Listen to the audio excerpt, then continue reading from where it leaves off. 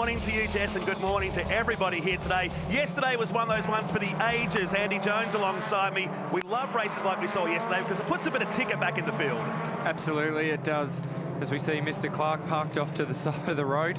Had a few issues yesterday down at turn 1 and looks like he's not going to make the grid, unfortunately. It's the same spot as yesterday with a spin, and he's on the inside now of turn 1. This is on the outlap for race number 2 of the weekend. Yesterday was incredible. That 4 wide stuff we'll see in the highlights reel for many, many years, I'd say. Absolutely. How good was that? Two wide through turn 1, and then on the exit of it, those guys decided to really put on a show for us and decide to go 4 wide, and they sorted themselves out by the time they got to turn 2, as has Mr. Clark sorted himself out. I'd say that's just a cold tyres, trying to get a bit of heat into them as you come out of the pit lane, and just looped it. That would be my take on it.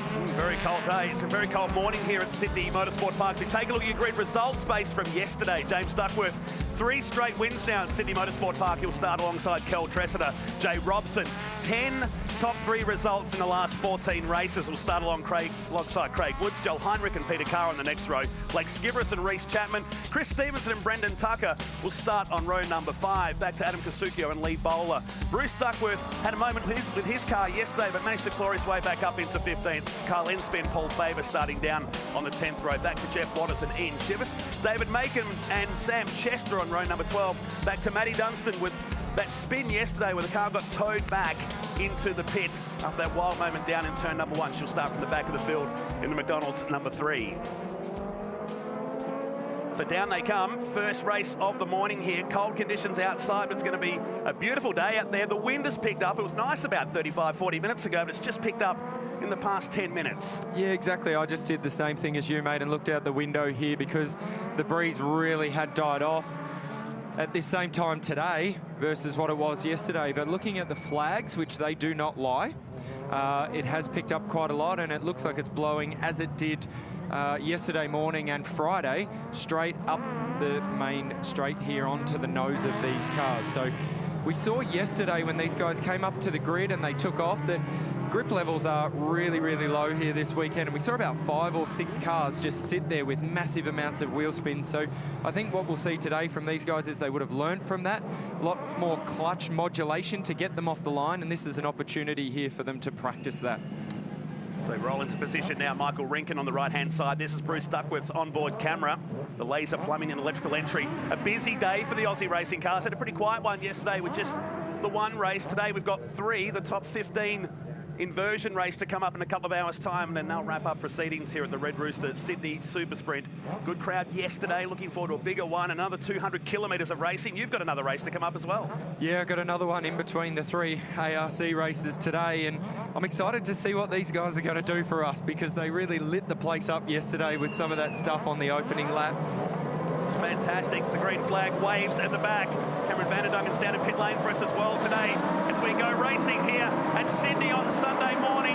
Duckworth and Kel Tressida. It looks like Kel Tressida's got the start, and that pole position has claimed it again because Duckworth will drop back into 3rd position, promoting Robson up to 2nd.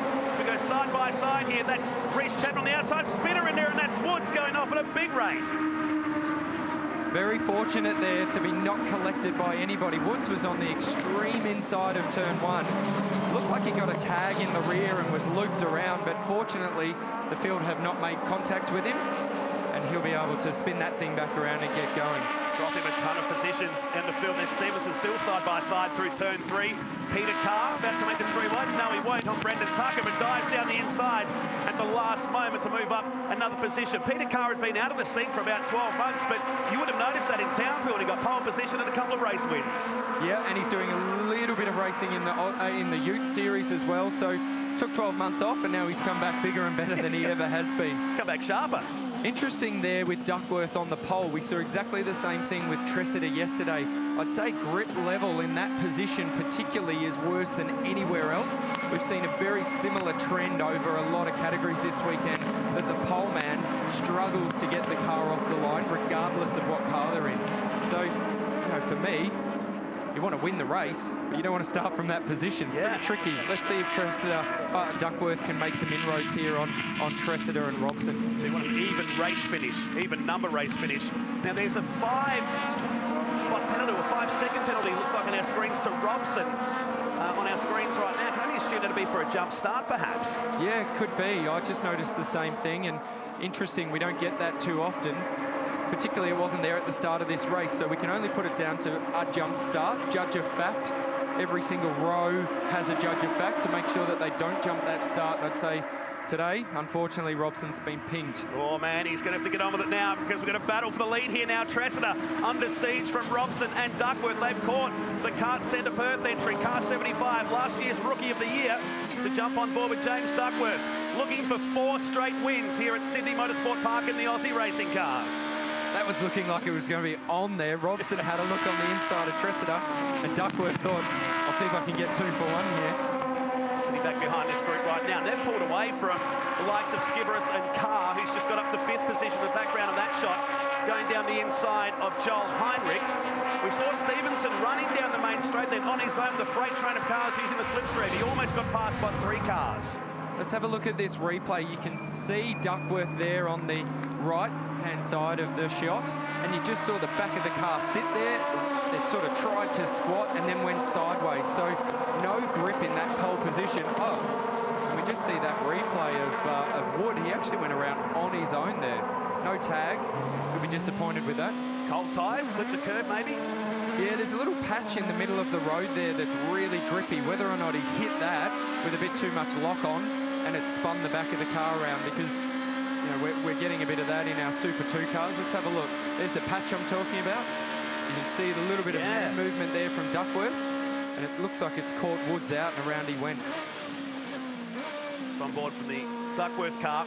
You can hear the wheel spin, just wasn't going anywhere. Here's the shot down to turn number 1. You'll see the Woods car facing the wrong direction and all on his own. And how lucky was he not to be collected by everybody else? Sure, there was a few heart palpitations going on from within those cars behind him. Look at them all there. And that's why we're seeing such a big gap between Duckworth and the rest of the field. Pretty much because everyone's had to check up here, work out where Craig Woods is going to go. Thankfully, he spun to the outside and he hasn't stayed on the gas. Wow. Out of harm's way. That was a big moment. Absolutely. Changed the lead here while that was going on. And that was Robson sliding his way to position number 1, opening the door for Kel Tressida. That's all happening here in race number 2. This is when it was repaid down at turn number 2 now. Duckworth just sitting back and seeing how these two will go right now with that 5-second penalty hanging over the top of the 98 machine. He's dropped back into 3rd spot now while that was going on in our replays. Back to live shots around turn 7 and down into turn 8, the tight hairpin, which brings you around the backside of this circuit. And now Duckworth, he's had a quietish start. We didn't see him really win any races since Adelaide until yesterday. Your reigning champ, but maybe he's on the comeback trail as we start to head towards the end of the season. Oh, I definitely think so. I'm looking at the attitude of that car of Duckworth's, and it says to me he really wants to be leading this pack. You know, he's not content to sit there in second. You saw that move that he put on Robson. It was hard, really hard, in fact. You know, bump and door rub through turn 2, but it was fair, and he made the move stick. And I reckon he looks pretty hungry here to make a way through Tressida. He's in the slipstream, but Tressida right down the middle of the road. He's going to make this really hard, but in the end, he has to prevail. And your reigning series champ takes the lead here on lap number 4 in Sydney. Big move on the extreme left-hand side of the road. Tressida didn't want to give that up. He fought pretty hard for it, but Duckworth's got the job done. Now, we'll see if he can skip away, because by the time the end of the race came yesterday after the safety car, Duckworth actually had a reasonable margin. He's got pace in that car. And it's all about the exit off the final turn. What's going on out on track, guys? I can tell you Mrs. Clark has been back into the pits as Emma Clark with an electrical issue. She seemed to have a miss under load, is out running around now. Hopefully got that back underway. Casuccio's been into the pits. He had his bonnet locator pop out after an incident, and we've got Dave Macon pulling out of the race. He's got a vibration in the rear after a knock in the first lap. And Cam, look alive. I think Mr. Clark's heading your direction as well here. A troublesome day for the Clark family. Smoke billowing from the 57 machine. So around the backside of the circuit we go again, down into turn 8, and already almost in half race distance. Time flies when you're having fun. And Tressida's trying to go with Duckworth here. Doesn't look like Duckworth has, I mean, he's got pace, but not the same level that he had yesterday, where he was really able to skip away. we're still seeing that Heinrich car blowing a lot of smoke on the exit of turn 8 out of the hairpin there. So they haven't rectified that since yesterday's race. Speaking of smoke, Clark's got a small bushfire going on there. Saw that going past our commentary box position just a few moments ago. He's in the pits and out of this race right now as our leaders just starting to put a bit of a margin now on Jay Robson, who is third, Lex Skibberus and fourth position, and Peter Carr and Joel Heinrich that you watch trying to break the slipstream on the run down here to turn number 1. Not going to do it there. Heinrich back behind the wheel of an Aussie racing car. We saw him at Simmons Plains this year, and hopefully we'll see him at more rounds because this guy's a talent. You could see Peter Carr there. He knew that Heinrich was getting a toe up on him. He had to go deep into turn 1, and he went really deep, but too deep, and ended up understeering wide, which gave Heinrich the opportunity to get up the inside in the braking area at turn 2. Emma Clark has come back into the pits while this lap has been going on now, so half race distance. And Kel Tressida, these two guys have been the kings of pole positions in the Aussie racing cars in 2017. And just starting to see Blake Skibberus reeling Jay Robson in a little bit. I love the way that these cars move around on the road. You know, to watch Duckworth and Tressida and Robson, those guys really muscling their way around, and you see them slide, particularly over that crest at turns 4 and 5. They look absolutely terrific. It's an Andy Jones category, maybe? Maybe I need to get my bum in one for next year. Looked like a lot of fun. There's that smoke you talked about again. So it's only at that corner for some reason. Yeah, I'm not sure what's going on there. I mentioned yesterday that I thought they're pretty crucial to the oil level amount in these engines, and whether or not there's a little bit of overfill there and they can't drain it, I would have thought they could. And after the amount of vision we saw of it yesterday with that smoke coming out, that the team would have had a look at that, but still happening, so we'll see if they can improve that. Doesn't look terminal, definitely not slowing him down. Oh, that's terminal for the 78. It's slowing on the backside of the circuit. Grant Thompson pulling back into the race, but I think that car's heading back into the pits, perhaps. The many Western Sydney Motorsport cars. Who's just diving down the inside? Oh, we've seen that too many times here over the years. Thompson will be damaged to that car. Smoke billowing out the back of the number 78 entries. We go back to the leaders, down into turn 4, lap 6. Tressida, do you think he's just sitting here right now waiting for those final 2 laps? Do you want to be leading at this point? Absolutely. You want to be leading at every point, mate. That's a given. But look, I don't think Tressida is sitting there playing any games. As I mentioned earlier, the 2 of those guys look like they're absolutely on the ragged edge, driving those cars. They're sliding them around. I think Duckworth has been pressured more than he was yesterday. So for me, Tressida's tuned his car up. Oh, man. You can see that coming. That had been brewing for about a lap or so, and Reece Chapman has been spun out of that position. He was running in 7th. The race winner of Barbagallo this year. And a big question mark about that pass. You never want to see contact between 2 people, but for me, when I see an incident like that, we're going to have a little replay of it here. Chapman in the lead car. And Stevenson right on the edge. Was moving around a lot, but what I do notice there is Stevenson is on the extreme inside. He couldn't get any further up the inside and to the left where the yellow lines were, but Chapman needed to give him enough room. You know, he turned in a little bit like Stevenson wasn't there. So for me, it was a 50-50. Both guys contributed, and Chapman probably needs to just have a think about that a little. And also, limited vision, isn't there, really? Yeah, absolutely. And, you know, we get asked that question a lot from people at home and around the racetracks.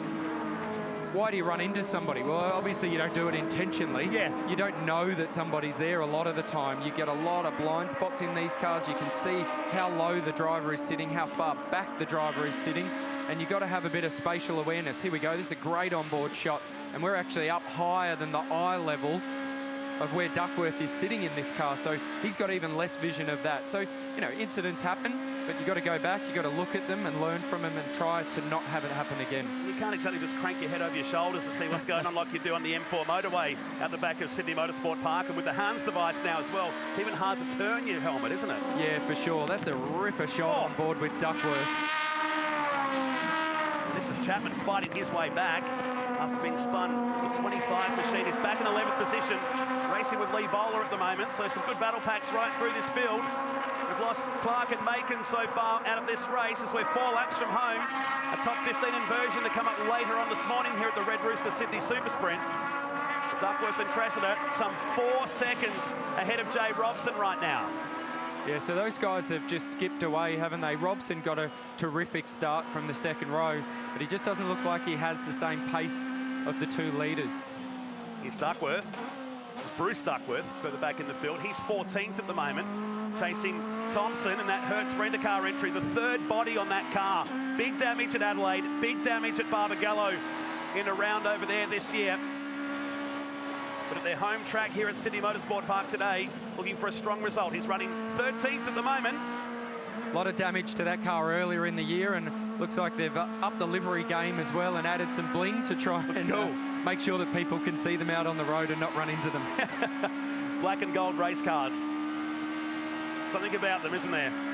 Down the straight he goes. You can see the slipstream right at work here as Duckworth. I don't think he's going to be able to pull out here. It's too late to do it now. You got to be careful because the aero wash going through the turns really unsettles the cars. Yeah, it does. And even these cars are little. They don't have a huge front splitter on them or a huge rear wing, but there is enough aero there that we could just see as they went through turn 1. Duckworth had a little bit more steering on than I expected him to, and that's just purely from that aero wash.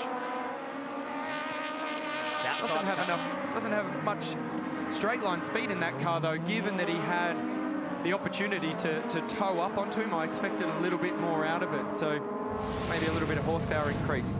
Charlotte Pointing spinning the Plus Fitness entry, new sponsorship for the young lady from Newcastle. We'll see that on the side of the car for the remaining rounds of this year's series, and leading the Women's Cup, which is the series within the series in the Aussie racing cars, as here is your leader. Just starting to break away now from Curl Tressida. It's just a whisker over 1 second and a new lap record on the previous lap, a 1 minute 42.87. Now Maddie Dunstan in trouble in the McDonald's entry again. Yeah, she's in the thick of it this weekend, isn't she? We saw her have an incident down at turn 1 yesterday, unfortunately trying to avoid another car. A little bit more dust on that McDonald's liveried rocket.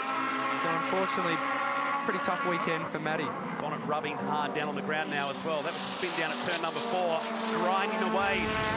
Maybe some contact for her there. Nope, just out on the marbles, over those sawtooth curbs. That'd be enormous in one of these cars. Absolutely, and that's why the front of that car has got so much damage. You could just see it rubbing hard on those sawtooth curbs on the edge of turn 4 there. But just as soon as she got out on the marbles, she wasn't able to gather it back up. And look at the amount of dust that's coming off the back of Duckworth's car there. And it's one of the byproducts of this wind that's happening.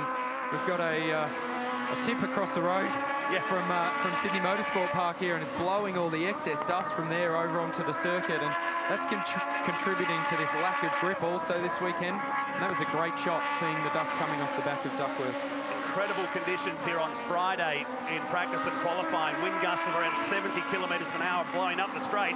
Robson is under siege here now from Blake Skibberus on the last lap now, on the way to turn number 8. On the defensive here. Really defensive for Robson. He wants to hold on to that final position. Blake Skibberus, though, he's really closed that gap to Robson.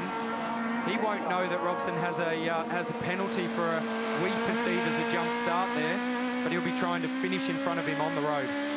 This guy's about to finish in the spot he started today. Pole position, race 1 winner yesterday, and that's 4 straight wins at Sydney Motorsport Park to James Duckworth here today in the Aussie racing cars. The championship hunt is back on.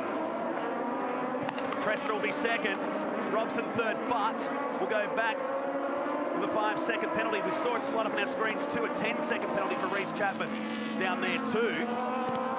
So the stewards have been busy in this race, and the judge of fact has also been busy, and a couple of penalties being handed out.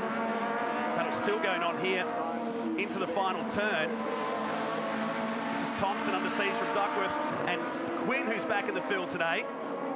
He might duck out and make the pass here. Thompson trying to break the slipstream. Keep in mind, this is for 12th, 13th and 14th in the race. To the line they come now, 3 wide, and Thompson will hold on to that spot.